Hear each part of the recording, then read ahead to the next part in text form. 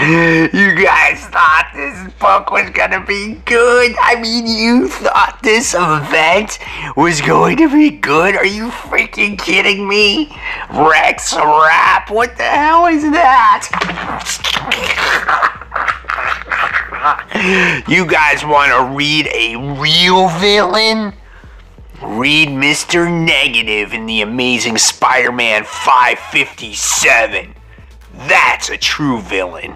Well, you definitely got one thing right there, Mr. Negative. This event is definitely not very good. Guys, welcome back to the channel. I'm Mike Spider Slayer, bringing you another episode of Spider-Man Weekly. I'm continuing my coverage on the dark web. We only got one more week to go after this week, and then we get back to just normal Spider-Man coverage, right? So here we go, the dark web, Amazing Spider-Man issue 18. This continues the story in the main title.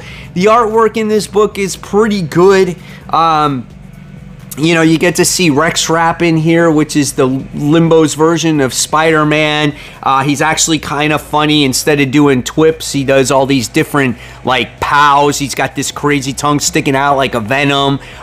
There were some comical moments in this comic book. Again, I love the artwork. It's very animated. I like the colors. I felt like Hollow's Eve looks the best in this comic as well. Madame Pryor looks nice. So Ed McGuinness does a very nice job with the artwork in this book. And the interactions between Spidey and Rex Rap is actually entertaining and it's funny. But you never really feel in this comic book that there's a lot at stake. You may have felt that in the Alpha issue, but when reading this book, you never feel like Ben Reilly is this real threat. And that shows that in this particular issue, as Ben Reilly has been trying to get the memories from Peter Parker to get back in his head. And when Madeline Pryor sits there and confronts Ben Reilly and saying, Ben, it's over, you know, we got nothing less to accomplish here because I got my memories back. You never thought that Ben Reilly really cared anyway. He's like, whatever, and he kind of web swings off, right? And you're like, oh, okay. And when he talks about Peter and getting those memories back, he's like, I think I'm super close to breaking him. You know, he never feels like a real enemy or a real bad guy like he felt like in previous issues, even within this event alone. So I never felt that he was a real threat. Now, the person that finally really does something in this comic book is Hollow's Eve. As she kind of confronts Madeline Pryor, she has the moxie to actually do it. She steals her scythe, and whoever has that scythe is in control of Limbo.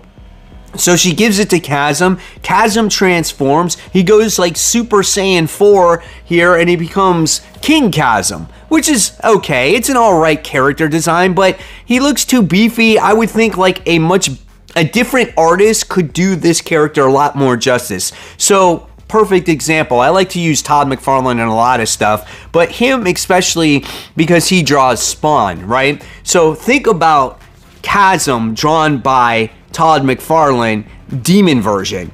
How do you think that would look on this page? Or even Brett Booth, right? I think it would look absolutely awesome. I think Ed McGuinness's artwork, again, is good, but it's almost got this like real cartoon style, maybe like a all ages appropriate book type of thing, you know? I felt like it could be a little bit edgier. But in this issue, you wind up seeing him become the king of Limbo. He goes to Earth, and now it looks like he's raising this building in Earth, and he's trying to, I don't know, rule all of Limbo, rule all of Earth, and now we got all our heroes kind of working together to stop him in the final issue, including Madeline Pryor. Okay, not much really happens in this book once again, right? And this just solidifies that the team up between Ben Reilly and Madeline Pryor was very weak. It just wasn't a real solid motive to begin with, and you should have realized that once one of them got their memories back, the other one was going to ditch the other. It was like this boo-hoo little pity party about, oh, you got your memories back? Oh, you're just going to leave me in the dust? Like, Ben Reilly was like a little bitch in this comic, you know, until he got that scythe from Hollow's Eve. So, I don't know. It was just, this whole event is just so, I don't know. It doesn't need to exist. And it's frustrating because when you read a lot of Spider-Man events in the past, they felt like they meant something, right? And this just doesn't. It's just this weak team up that you never felt it was a threat to begin with. It just was like a whole bunch of weird demon creatures affecting Earth, and Spider-Man gets thrown in the bottom of limbo, but even when he was in limbo, you never felt like he was in danger. There's no stakes. And that's been the difference with this event compared to earlier issues of even Zeb Wells' run.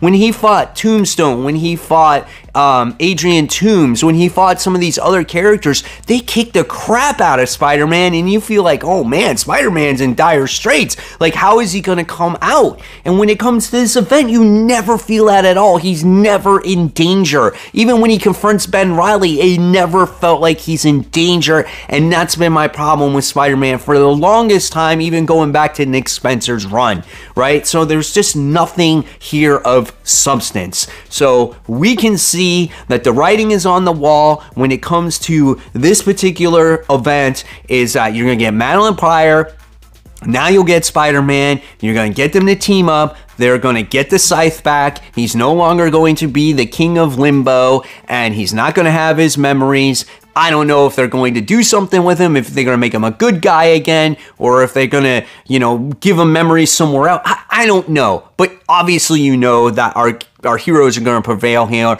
and that's the end of it. The only ramification that you're going to get, again, is with the Ben Reilly character, which I feel like Marvel is really struggling to figure out what we're going to do with him. If he stays a villain, I don't have an issue with that, because maybe it gives him more of a motive in the future to go after Peter. But we'll see what they do with the character. It just did not feel like Chasm was a villain before he became King Chasm in this comic book. So we'll see where the Alpha issue goes, and we also got that stupid Venom issue with Ms. Marvel button in it as well. There are my thoughts on Dark Web, The Amazing Spider-Man issue 18. Not much there, not much substance, so I'm sorry if this review kind of let you down this week, but I have nothing to really say that is positive about this book and that I enjoyed about this book. There's nothing to it. So that's it, guys. So here you go. If you love my content, I'll leave you more content right here. This is my Worthy Ones video where I cover the new issue ones that come out for the week and see if they're worthy or not worthy. And of course, guys, if you love this video, you know what to do with hitting the thumbs up, the like, the bell, all that other stuff. And guys, keep buying, keep collecting, but most importantly, always read your comics. Guys, thank you so much.